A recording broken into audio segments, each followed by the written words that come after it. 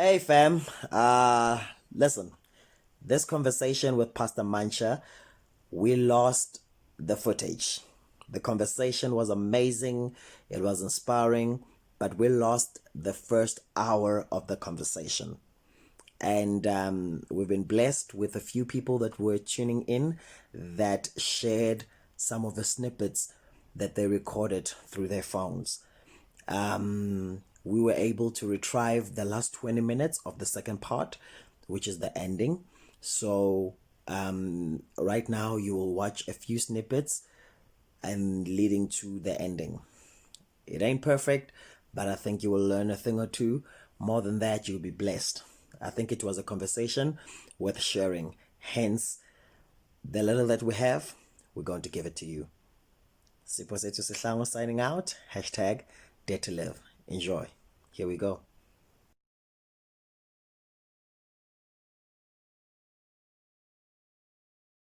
Not label myself, and I refuse to allow anyone to do the same. Being single is not anything I am, neither is it all you are. That for me was a profound part. Number one, I commend you for your humor. It comes across so well in your writing. It is hilarious. But I want to speak about this and also tie this question together with personal branding. You speak about being single, and I guess it's because everyone that sees you, especially those that know you, see you as the single Mantsha and not as Mantsha first, who could be single, who is also a speaker, who is also. So here you say that single doesn't define you, but I want to speak about it in terms of branding, because I do think that a part of it has maybe helped your, maybe not singlehood as much, but I think most of your invitation, women's conferences, could also have to do with the fact that you're not married now, don't you think? No, it's very true.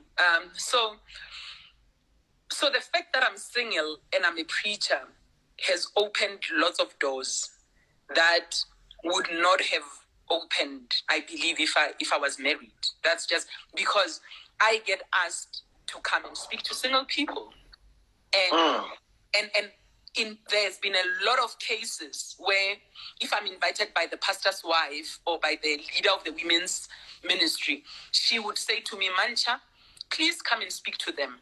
Because when I speak to them, they say to me, you won't understand, you've been married since you were 25. So obviously, they didn't ask me because I'm eloquent. They didn't ask me because I'm anointed. They asked me to come because I'm single.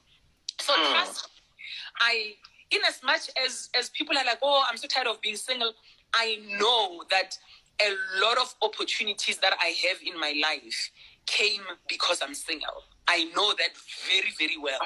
And I also know that should I get married in my 40s, there is another door of opportunities that is going to open for someone who gets married in their 40s, who gets married and let's say I never have a child for the rest of my life. Then how do you build an effective childless marriage for the rest of your life?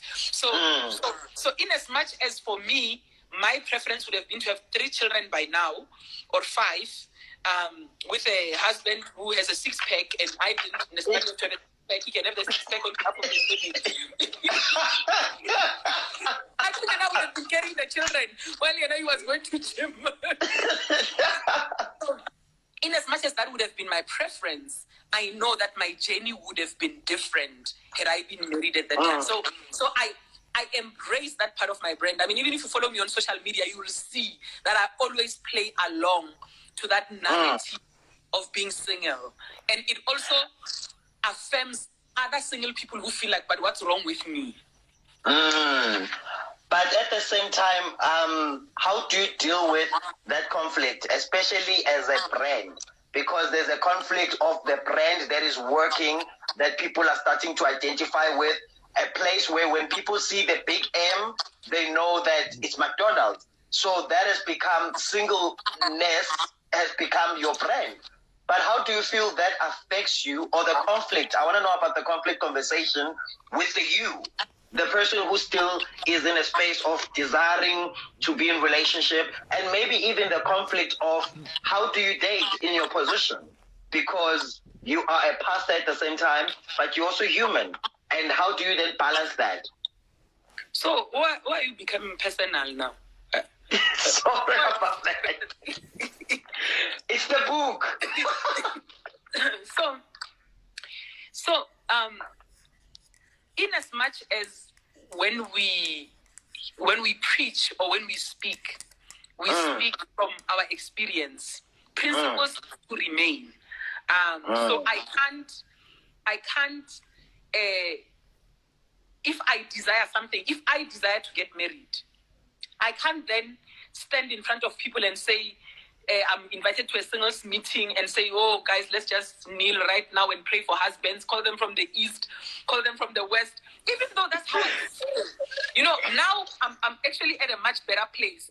There was a time, Sipo, when I wanted to get married so badly. If I greet you, and you are interested in me and you're coming my way, not interested in me as in you want me, but interested in me as in we are having a conversation, is that work, whatever. And I look at your ring finger and you there's a ring. I'm not interested. Don't talk to me. You're wasting my time. Why are you harassing me? Someone who so, and while I was going through that time in my life, I was still invited to come and preach. And I was at a place in my life where I wished I could say, guys, now I just want to get married. Don't you have uncles? Don't you have brothers that can marry me? I want to get married now. So I hear you on the conflict, but I think as someone who preaches, I know where to have those conversations. I have friends in my life where I can have those conversations. Those conversations are not for the pulpit necessarily. They exactly. I get accused a lot of being too open, which I think I'm working on. I hope I'm working on. Even though I don't understand what being too open means, but I'm working on it so that I don't say everything I feel. I don't say everything I think. And how do you think social media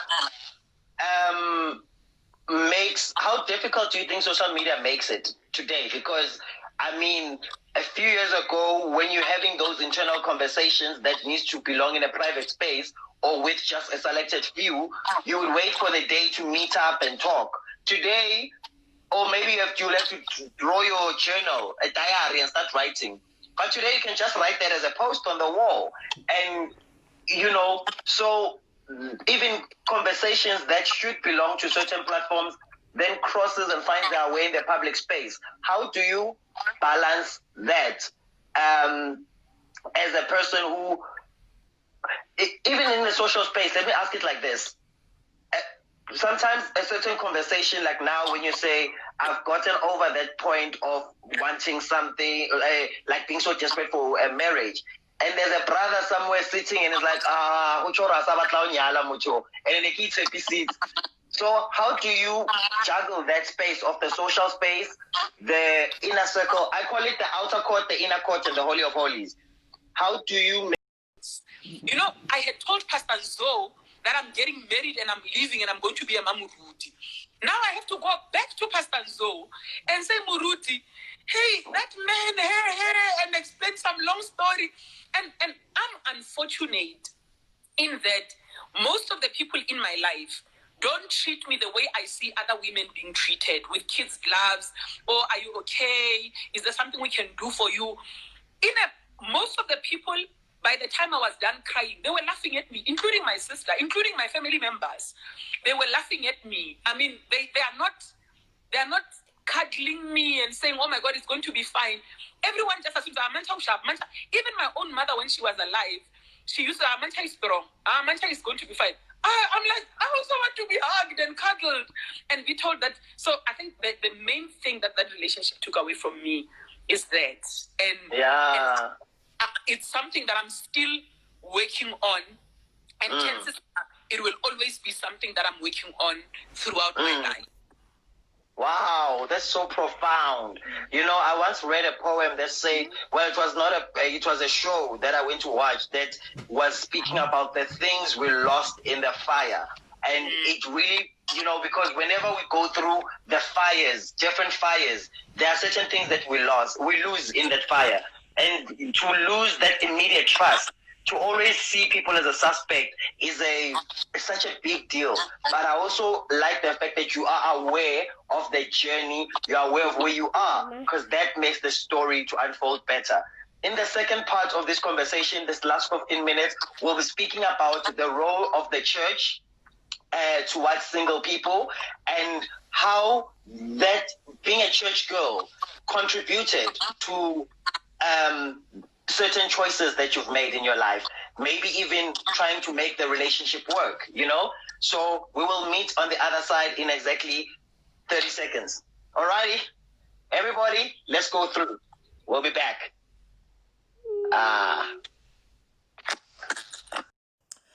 All right. So those were the snippets that a few people, including my sister, shared with me. And now the next part is the second part of our conversation where we close off. So yeah, that part, you get the whole thing. Stay blessed, guys. And I'm glad that you tuned in.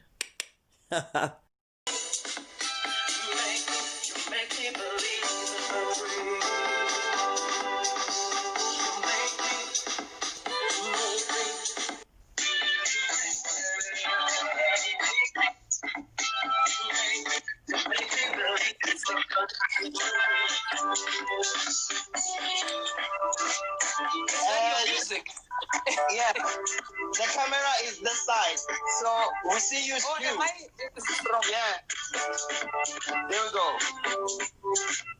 Everybody, are you back?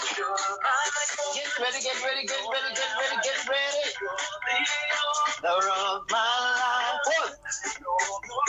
Whoa, all right, it's 15 minutes, guys. We can't be dancing all alone, We can't be dancing.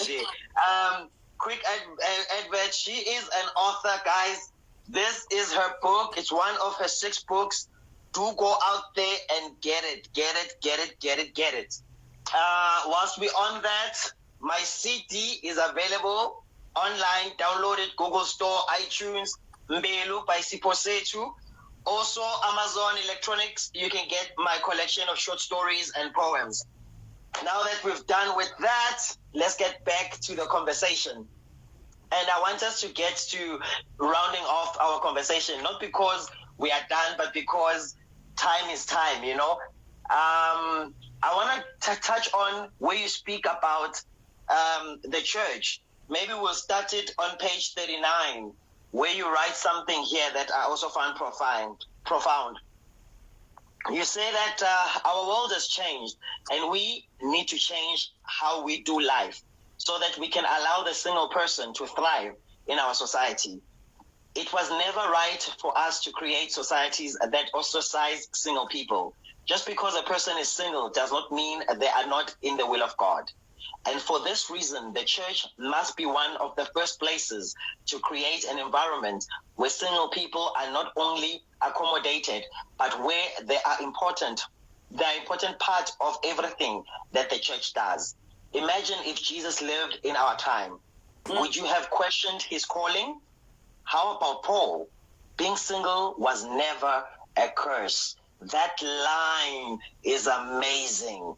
Being single was never a curse. We find young people 16 trying to get into relationships and people collecting scars along the way because they're jumping from one relationship to the next, because the idea of not belonging to anyone, the idea of not having a bae to post with, a bae to go on a vacation with, has robbed the young people. So you are speaking, though, now I want to bring it to a community where you and I belong to. We are Christians. We grew up in this community where everything seems to just, as if you're a guy, you need to find your Eve, and if you are a woman, your Adam is somewhere there. How do we create you say that times have changed, societies have changed, the spaces have changed, how people even relate has changed. How do we create a healthy environment where people don't question, who are single, don't feel like they are aliens in the space? So I think societies are orchestrated. They don't they don't happen on their own. And there are always these gatekeepers that sometimes they do it on purpose, sometimes they are not aware.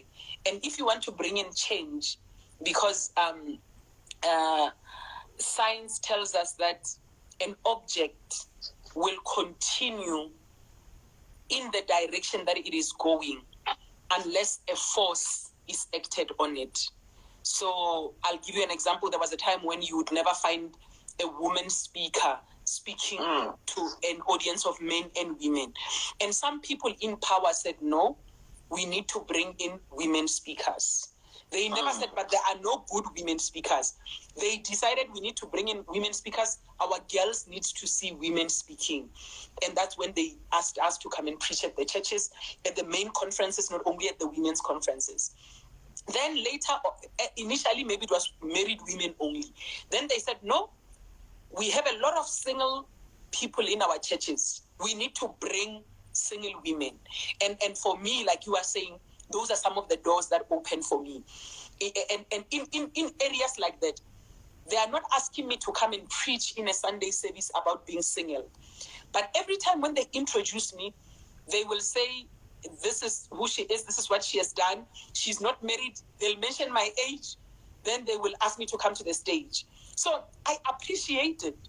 And sometimes even when they don't mention my age, I will find a way to put my age into the conversation, into the sermon, so that people can see that just because you are single and in your 40s does not mean that you have to sit and wait for marriage. So to be honest with you, currently in the church, there's a whole lot, maybe not a whole lot, there's some Christian leaders who are very intentional about saying to Christian women who are single and unmarried and older, because remember, when you are 25 and you are unmarried, it's a very different dynamic from when you are 42 and you are unmarried. When you are 25, we are not stressing about you.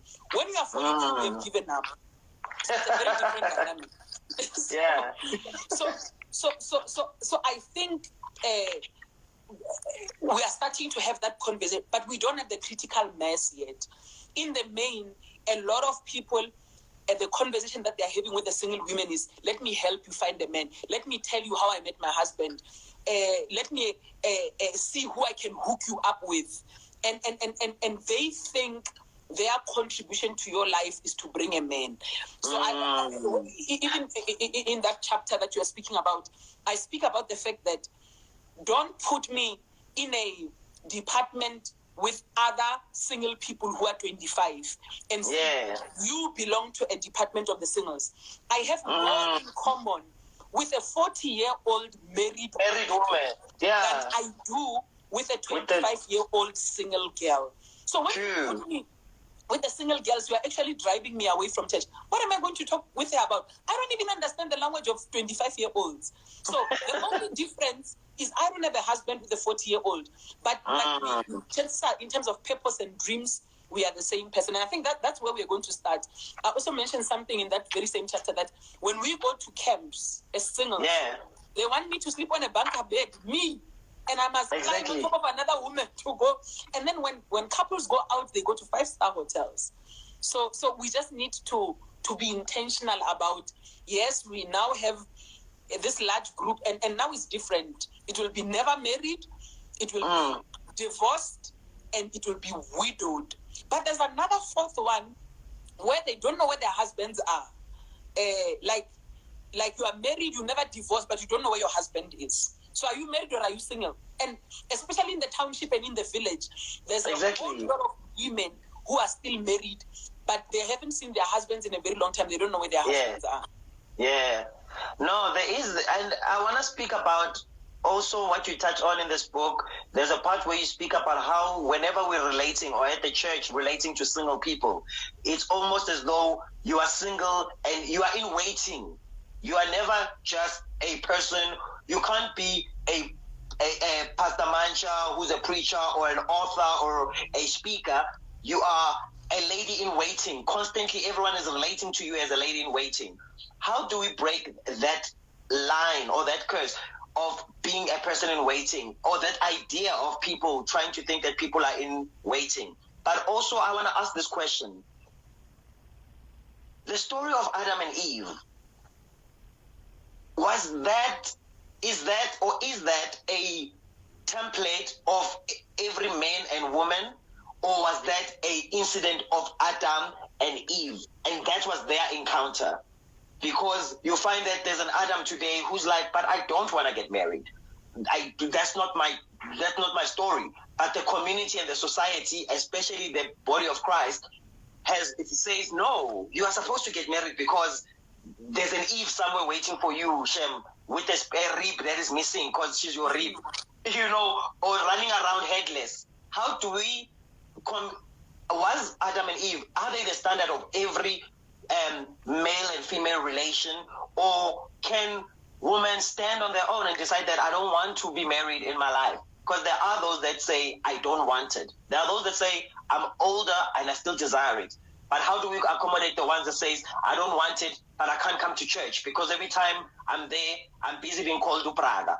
And now I'm a 42-year-old be calling the 25-year-old that got married last week Ubaba. And Minang Ubaba. So how do we deal with that?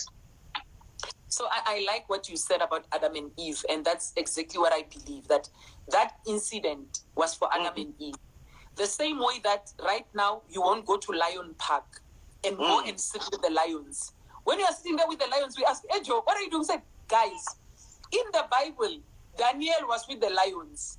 The reason why I'm here is because the Bible said Daniel was in the lion's den. Why don't we apply the same thing?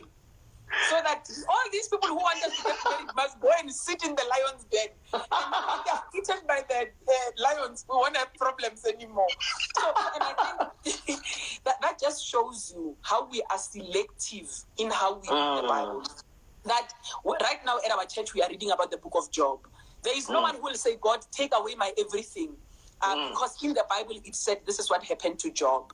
So even, and it's our fault as the preachers, because that's how we have preached the messages.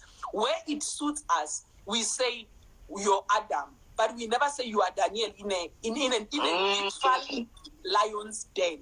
We are not saying you are Shadrach, Meshach, and Abednego in a literal fire. You're going to burn and die.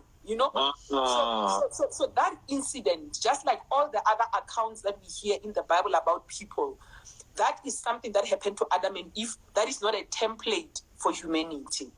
And the other thing that we are also afraid to talk about when under Islam is people who are struggling with gay feelings, with homosexual feelings. That for me, when I counsel you and you are telling me as a man that you are attracted to men, I'm not going to say you must get married to get rid of the feelings. I will tell you, do not get involved with a woman when you have those feelings. Rather stay on your own, because I don't believe in gay marriage. So rather stay on your own as a man or as a woman than to marry a person that you know you are not attracted to. But it's not a conversation that we are ready to have, because if I have gay feelings and I decide to stay on my own, it's because I want to honor the fact that I don't believe in gay marriage. I don't believe in gay relationships. So when you come to me and you say I must marry a man, like, it doesn't make sense. So other people were sexually abused when they are younger. Others, they've seen very bad marriages and they don't want to get into marriage.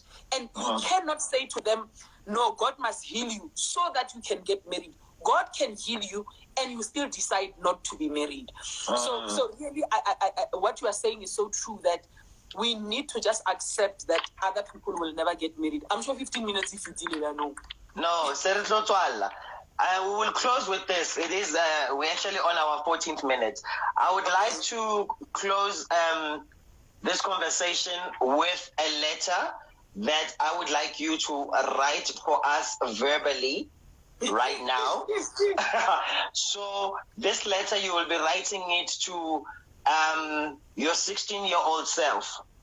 You'll be writing to your 16-year-old self, and with the knowledge and the experiences the hopes, the disappointments, all of that as your backdrop, what would you say today as a 42-year-old to that 16-year-old? I will give you the opening line for your letter, and then you will finish this letter for us, okay?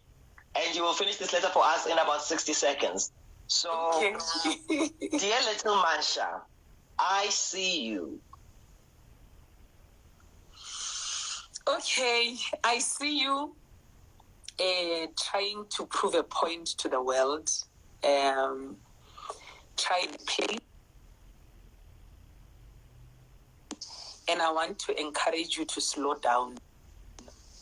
The journey ahead is long, and the challenges are not bigger than you. You will overcome them. You know what? That heartbreak is actually going to heal. It's not always going to be so painful. That disappointment is not the end of your life. So extend grace to yourself. Don't ever think you are fat. You are not fat. You are very thin, actually. Fat days are coming. At any given point in your life, you are the thinnest you will ever be. So relax. Enjoy it. Don't worry about relaxed hair. It's going to come out of fashion. Don't worry that your hair is thin and everyone is going to have natural hair. Be kind with people when they make mistakes. No one is perfect. Don't talk about people. Don't talk about their mistakes. Let them be, let them learn. And love yourself. Spend time with people you love. Some people will die sooner than you think, and you'll wish you had spent more time with them. Amen, Mantsha. Amen. Amen. Amen. And we're going to close with a tweet. So, you know, Twitter must has little characters, not too many. And this is to the future Mantsha. She's now 84, maybe. Yes, it's double your age. It's 84, you know. Tweeting her from today. What do you see for her at that age that you want to remind her today for then? Yo. How do you come up with all these different things, Wenda? Yo. Kuku Mantsha. Not from Skim Sam. No, but I mean, I will be funny exactly. enough. I've been a grandmother for more than 16 years. You won't believe it. I'm a grandfather today. Grandfather today. Welcome to the program. So yeah. Thank you for taking care of yourself. Thank you for contributing to humanity. Thank you for thinking beyond yourself and for contributing to our world. Thank you so much. This platform is to celebrate people that are light beyond the spotlight. And your ministry, I knew of you long before I even sat in a place where you were ministering. And I knew of your name and I knew of your work. I started to follow you long before I met you in person. We actually met at a concert, you know, at city. But we already were talking for so long. And I've appreciated the work that you do. A lot of people have been commenting today saying how much they appreciate your work. Your ministry is seen. Your stories, your authenticity, your ability to open up your heart, we appreciate it. Today, I just wanted to invite you here to celebrate your story, to celebrate your journey. Unfortunately, there was just too little time, but I do hope someday in a live stage, we'll be able to do a part 2 of your journey, of your story. From me, thank you so much for pulling through, and may God increase you, bless you, and see you on the other side. Thank you so much, and thank you everyone for staying. Thank you so much. All right, people. Thank you for staying. Thank you for tuning in. Next week, Wednesday at 9 p.m., same time, we'll be having a different guest. From me, Siposetu Aslangu, this is HE.ARTS Extra. Good night and dare to live. God bless. Thank you. Cheers.